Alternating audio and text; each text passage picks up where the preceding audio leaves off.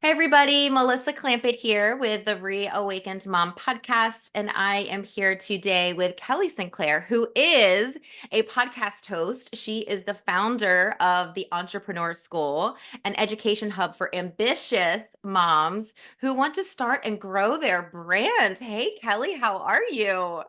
I am super awesome. Thank you so much for having me, Melissa. Yeah, and I have to just add this little piece in because I actually met Kelly, and this is like true mom life, right? Like this is like literally what happens. But she was on teaching about branding and marketing and all the amazing things that she does with Kylie Kelly's group, and she's doing her presentation, and then all of a sudden you could see her kind of looking around. And was it your son or your daughter?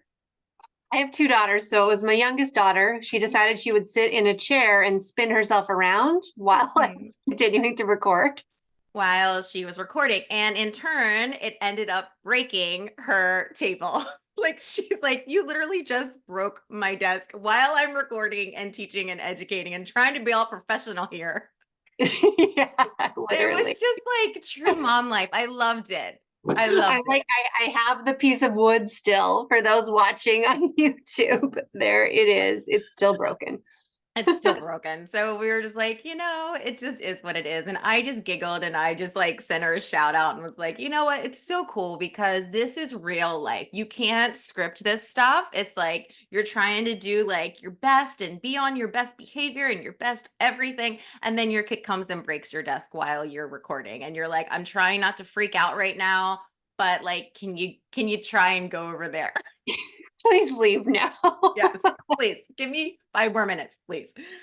So anyway, so it was just great. And I just wanted to bring that up because, we have businesses, like we're moms, we have businesses, we're moms, we're doing all the different things, and you can't script when things like that happen. So Oh, you know. yeah, we know that you have two daughters. You just told us that, but tell us a little bit more about you. I know you're in Canada, but tell us a little bit about who you are, what you do, and anything else fun that you feel you want to share with the mamas listening. Yeah, so yes, I do. My girls are 8 and 10 now, which is crazy. And it's been an interesting evolution. So I've been running my business for just over 6 years. So they were quite small when I first started, and things have changed a lot in terms of the way that I like operate in my business as a mom, with girls, with kids, period. They've gone from being like highly needy in terms of their childcare and support, and I had to like pay for full-time childcare. And now we're got to the place where I don't pay for childcare and they just come home, and apparently they come home while I'm on a recording and start like sitting beside me and trying to talk to me while I'm doing things because I forgot to tell them that day that that was happening. And so it's changed a lot. And now I have to drive them to activities at like 4 o'clock in the afternoon. And I'm really grateful for the fact that I have a business and the flexibility to create my own schedule and to be where I need to be and to be with them as Yeah. much as possible as well, which is fantastic. And so what I actually do in my business is PR for small businesses. And I used to say this and I was like, I do PR for small businesses. Everyone was like, I don't know what that is. And now I'm like, okay, I think I'm going to explain it now. Yes, please. Finally, 6 years. PR is helping the business owner to understand their differentiator, their expertise, and their know how, and to create messaging and strategies that actually help you to get that out there in front of the right people Mm, through relationship building and through visibility and marketing. And that's where branding really all comes and ties it all together. Is, to me, your brand is what you're all about, and then PR is like the way that you showcase that to the yeah. world, right? And so there's a lot of different ways and methods and tactics inside of that. But I have a degree in public relations, and I feel like I threw it away. I wanted to throw it away after my, decade plus career climbing that corporate ladder. Mhm. And in reality, it's just so innate now to me that I'm like, oh, I have been doing this the whole time.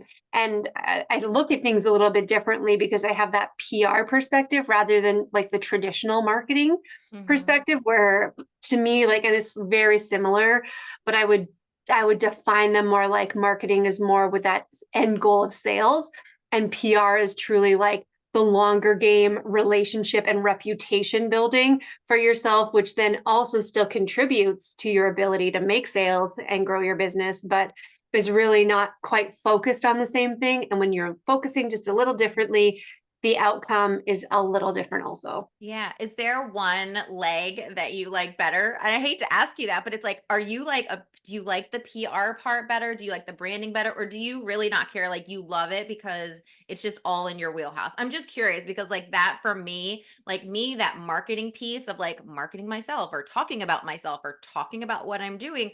As a female, I don't know if it's just a female versus a male thing. Like it can be challenging being like, I don't want to talk about myself. I don't want to like hype myself up too much or how I can help people. So, how do you actually do that? Like, I'm curious. That was like two questions. Did you follow along on that?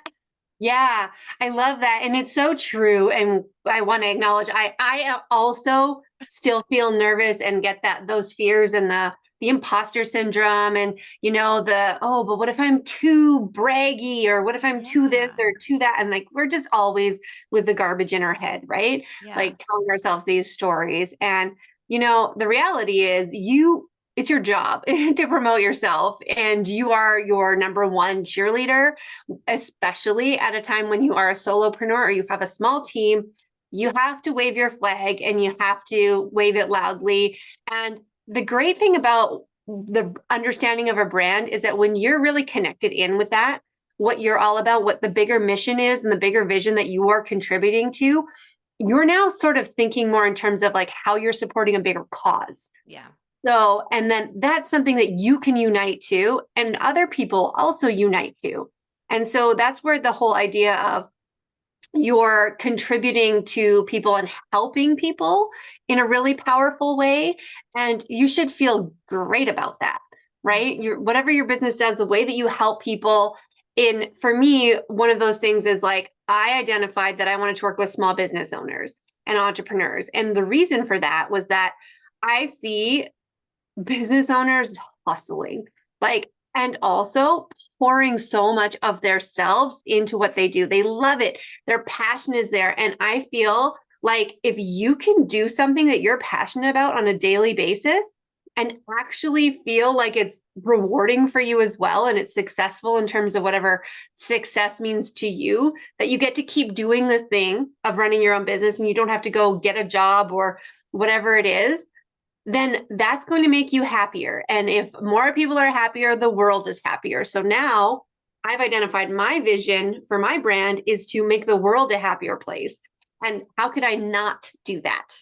Yeah. Oh my gosh, that's so beautiful. Do you find that a lot of the time when you are working with people, especially solopreneurs, that maybe people find that it's hard because people are working a lot in their zone of genius, right? So like their zone of genius, and it's so easy for them to be like, oh, this is easy for me to talk about. So like, do people actually need this? So like, do you find that sometimes when you're working with people, they're in their zone of genius? So sometimes they're like, this is so easy. Do people actually need what I'm even talking about? Or is it too simple? Does that make sense? Oh, yes, 100%.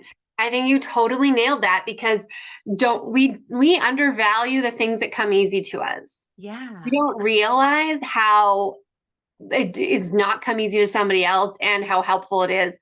I think it's something actually in your brain where once you've learned something, you can't unlearn it. And so you forget what it was like to not know that, to not Yeah.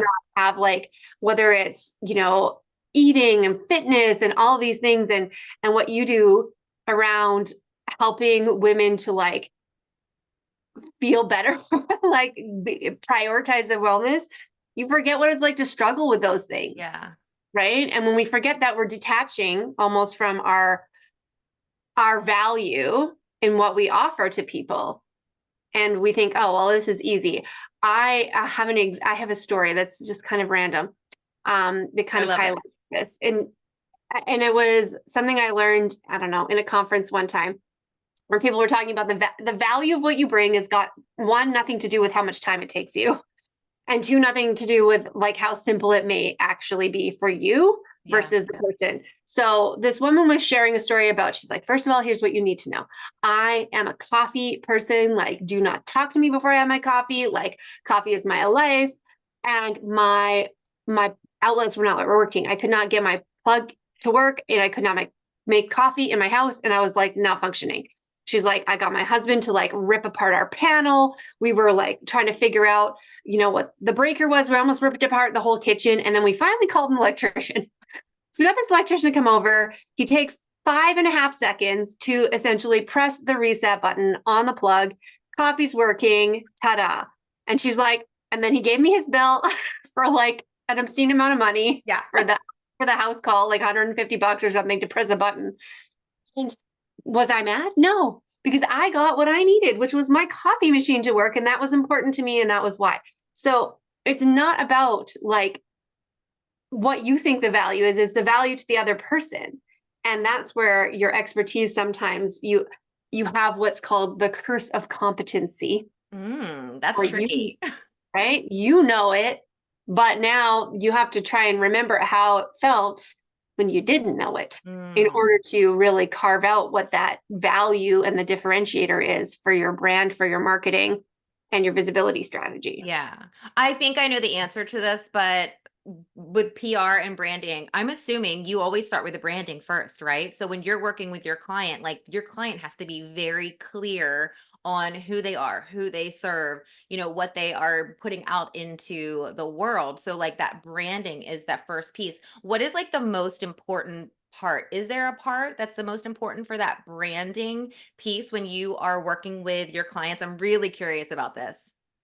So I love to think about branding with what I call my magic brand formula. Ooh. That is who you are plus who you're for plus why it matters. And it actually goes in that order because knowing yourself, meaning your business, your personal values, your vision, your mission, all of these pieces, and being able to articulate that, especially the values, Mhm. right? This is the thing that creates the litmus test for everything else that we decide about in our business. Yeah. Where, as far as the audience that we serve, the type of offers that we create, the hours that we work, the kind of partnerships or collaborations that are in alignment with us, all come from having clarity there. And for who you're for, the audience piece, I like to think about it in terms of compatibility.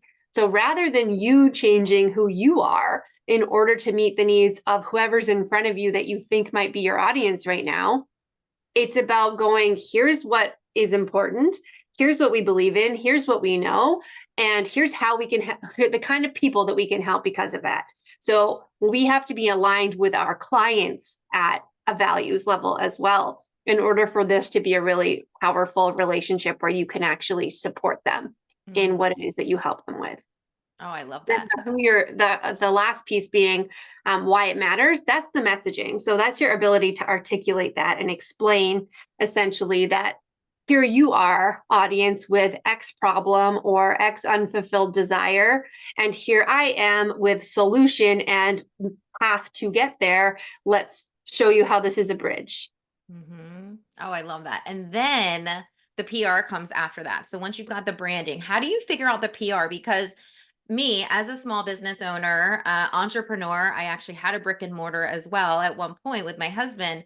Like, there are so many places that you can be, right? Like, obviously, there's social media, there's newspapers, there's media, there's TV, like, there's everywhere, which can then feel overwhelming, especially as a mom, because then I have all these other things to do. So, how do you really pinpoint like where it's most important for the specific brand and person to actually put their PR out into? Because I know like there's so many different places in it. I don't need like to be that overwhelmed. And I'm sure sometimes doing everything, then you're not really hitting anybody because you're doing way too much. Is that true?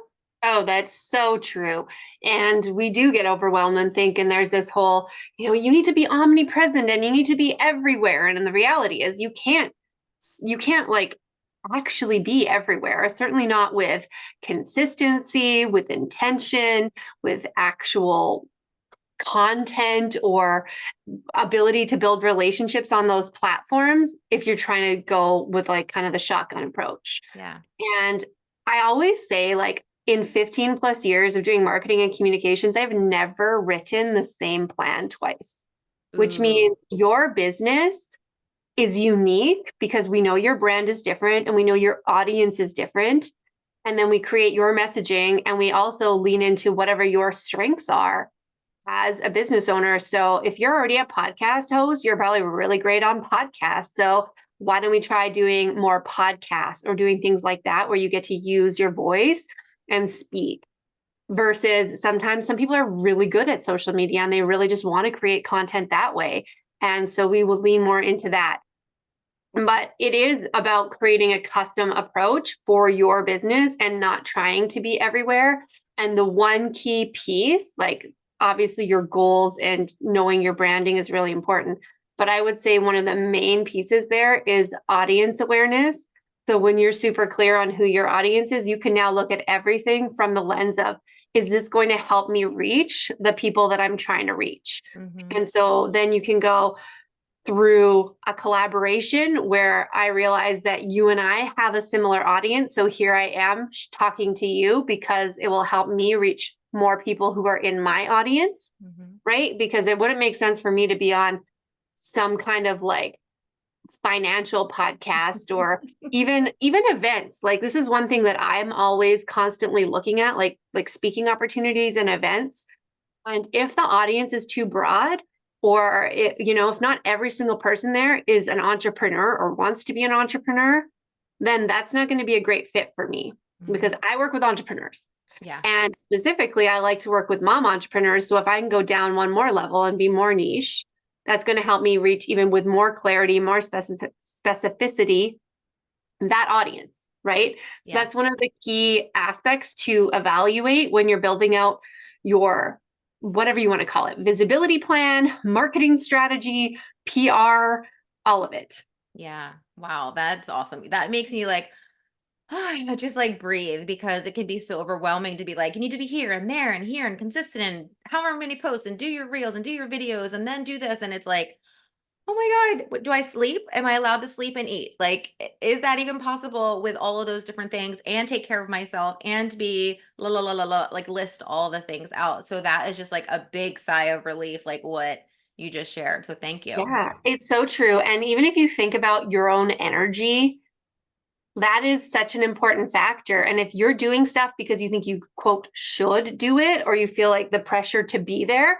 you're going to put out stuff that's not going to resonate because it doesn't come from a place of authenticity. And when you're creating stuff that like that's coming from you, Mhm. and you have to be in alignment when you put things out there. So if you need to slow down for a while on the social media or the whatever it is, because you don't feel in alignment with it right now, like that, I would say is absolutely permitted because otherwise you're going to put things out there that aren't going to create results. They're just Mhm. going to drain your energy and they're not going to have the ROI for you. Yeah. I would love to ask you just back to like your personal life too and becoming an entrepreneur because you were in like would you say like the corporate world? Like would is that Yeah. pretty corporate, right? Going from the corporate world to then your own business, like so let's talk about like the mindset there and like those adjustments that you had to make in being your own boss and maybe overworking or over delivering or doing and trying to manage like your girls and being a wife, all the different things. Like, can you share a little bit about how that experience was for you? Yeah, like I mentioned, I mean, it's definitely evolved a lot since I first started because, well, let's take you back to when I was still in my corporate life. I worked in a PR agency in the city, which was like a bit of a commute. So we had to get up super early in order to try and beat traffic, which meant Mhm. I was taking my 1 and 3-year-old out of bed and dropping them off at childcare at 6 a.m. Wow. And I am not a morning person, like at all. So I literally had my like go mug of coffee and a thermos so I could refill it on the drive. So it was like Mhm. basically, could you hook me up to an IV because I need caffeine to live right now? So was that story earlier about you and not someone else? The No, coffee store? Are you sure? yeah, I am because I now can have one cup of coffee and be super happy. Okay, But fine. this, Just checking. I didn't notice this was a problem. Okay. I was like, oh, I'm just still like figuring myself out. So I do live in Canada, which means I do get a year off for maternity leave, which means I had just come back from a year of being on maternity leave. And so that's a huge transition to be like, Oh, oh, I was all babies and diapers and like sing-alongs and parks for a year. And now I'm trying to be like a working person again and use my brain. So that takes a while. And so I was about 6 months into that. So I told myself, oh yeah, this is just normal. And it was my second time. So I'm like, yeah, there's like a relearning period, give myself some grace. It's not weird to feel exhausted all the time, but mhm. also that's not what I wanted. Yeah. But I wouldn't have really actually stopped. I don't know what I would have done if my mom at that exact same time didn't get super sick.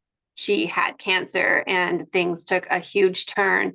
And all of a sudden, I found myself having to choose Mm, to take a leave of absence from my job in order to spend time with her. And I did that. I was like, I want my kids to have a relationship. I don't want to miss this. And unfortunately, we only had 8 days after that oh, together. And um, I did get then the opportunity to pause mhm. and think about what I really wanted next. Yeah. And I took a few months off work, just spent time with my kids, and then realized I'm not going back to that. I can't go back to like caffeine dependent, sleep deprived, cranky, like no quality time version of myself. And so that's when I decided to start my own business and to do basically what I was already doing because I was a consultant in my agency was but just on my own and locally supporting my community, which was wonderful. Yeah. And so I was like, how do I actually do this? Right. Like, as far as what does work look like? And the reality was like the kids were still really little, like 1 and 3, or this 2 and I don't know, about 2 at the time.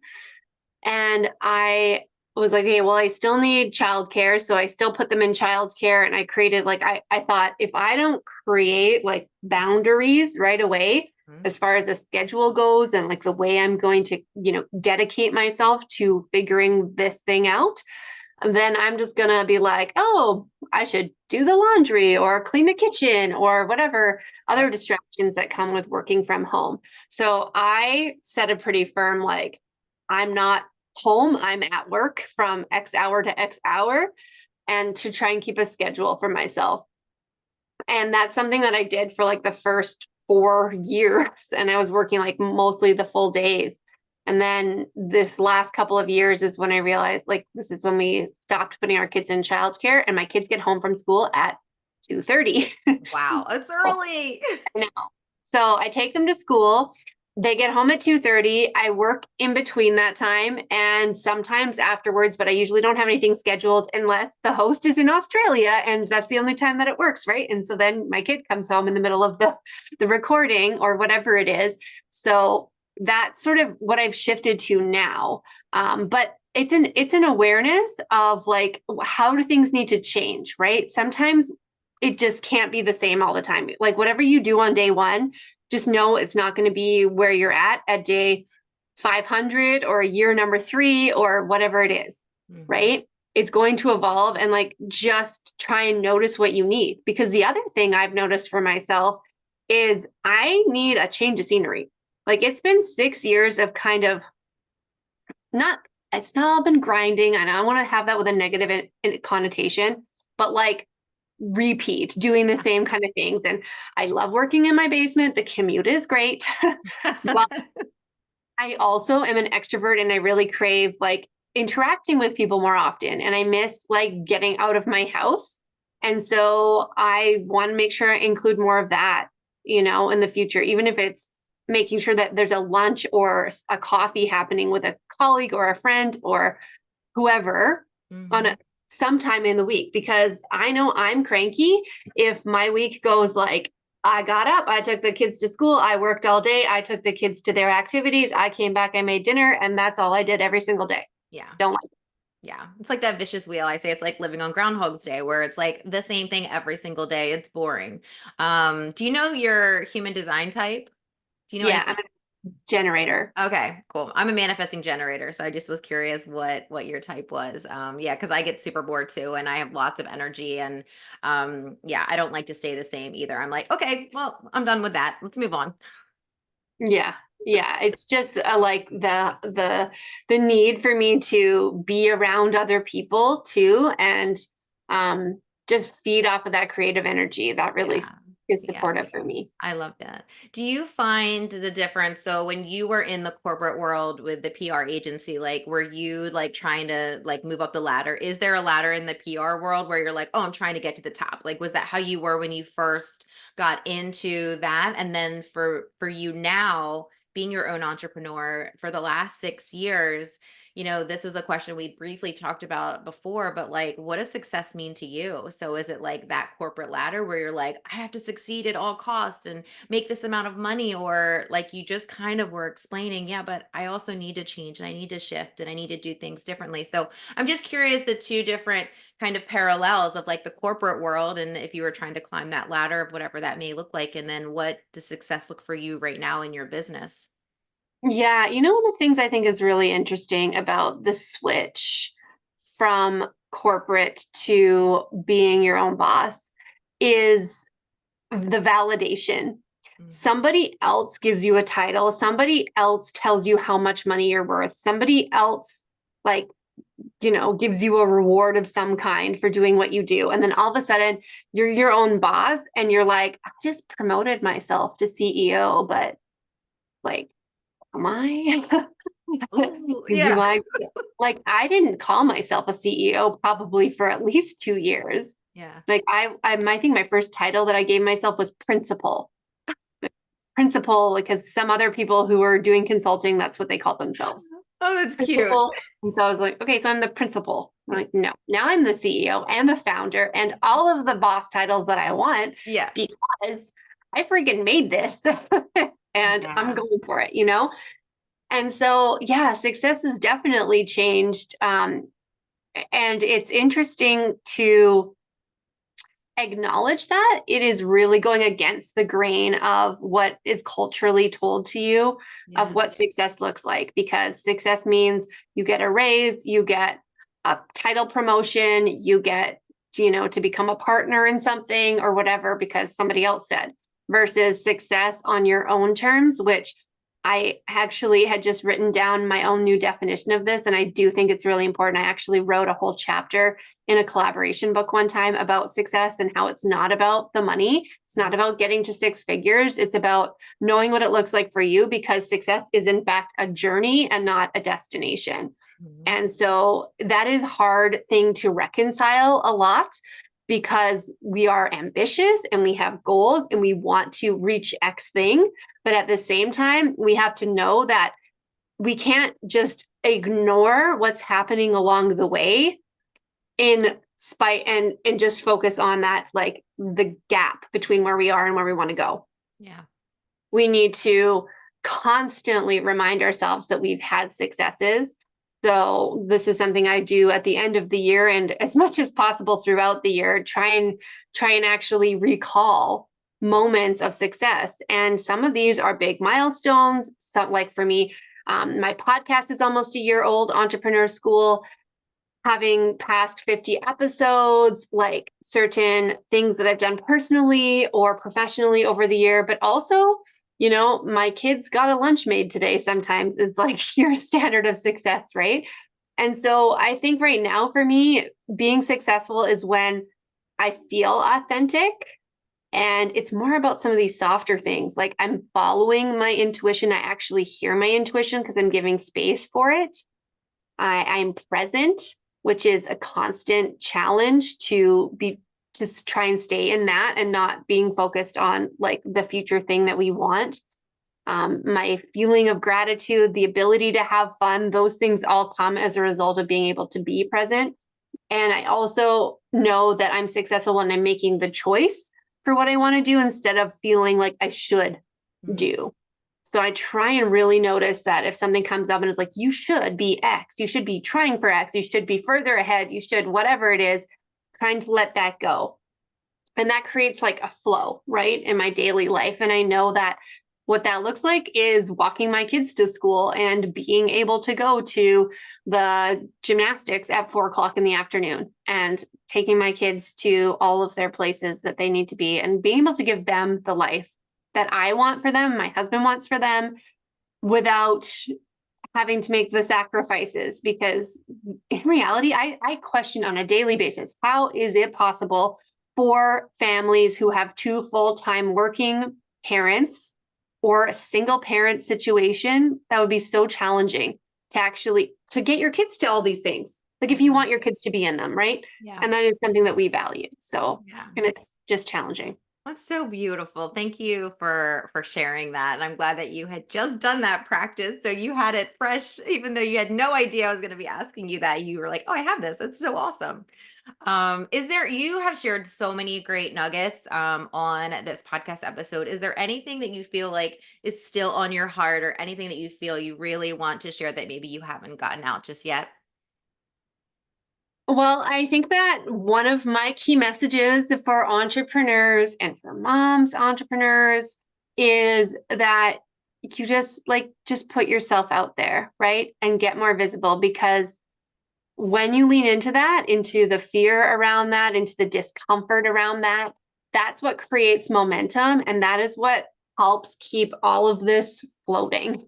Because when we get into the place where we feel like stale or stagnant and things aren't happening, we bury ourselves more, we retreat more, we hide instead of really like putting ourselves and creating that consistency where we're having these conversations and building these opportunities. Because while we don't know what the one thing is that we could do that could make all of the difference in our lives and our business, it could literally be anything that you do. Like it could be that I'm having this conversation right now with you, Melissa, and somebody hears it and reaches out to me that leads to the whatever next opportunity, Mhm. right? And I love that. It's a little bit mysterious. It's like that game of if I never did this, then I never would have Yeah. seen that, done that, experienced this, had that opportunity. It's all spiraling and it's all connected together. And so you have to continuously keep that ball rolling by taking actions on a daily basis. Oh my gosh, I love that. That is like magnificent. That's like your clip. That'll be the clip I download for you to share about this podcast episode. It's so beautiful. Okay, my last question for you. We do not tend to celebrate ourselves enough as a woman. And I love that you are looking at your accomplishments. You try and do it more than once a year. But I would love to know, what is something that you love about yourself right now in this moment? I love that I finished Christmas shopping in November. I'm so jealous. Like, oh, this will be good. Like, I don't want to go to any stores. I might go to a couple markets or whatever. I want to be done. And you know what? It's a dang good thing that I did, because we had a car issue and we ended up having to like buy a new vehicle in the last couple of weeks. And that is glitch in the matrix level, like decision making fatigue, can't function because I'm like dealing with this huge decision. It Yeah. seems so silly to be like, oh, getting a new car, is it really that hard? Yeah, it's Yeah. super annoying. And nobody wants to spend that much money on a vehicle and have to like go talk to the salespeople and try like find the time to test drive the vehicles and do the research and then redo your insurance and blah blah blah blah blah. Yeah. So it was like it took up a lot of space, and I was like, oh, I'm so thankful to Kelly of November who did all the Christmas shopping and doesn't have to worry about that right now. Yeah, so smart.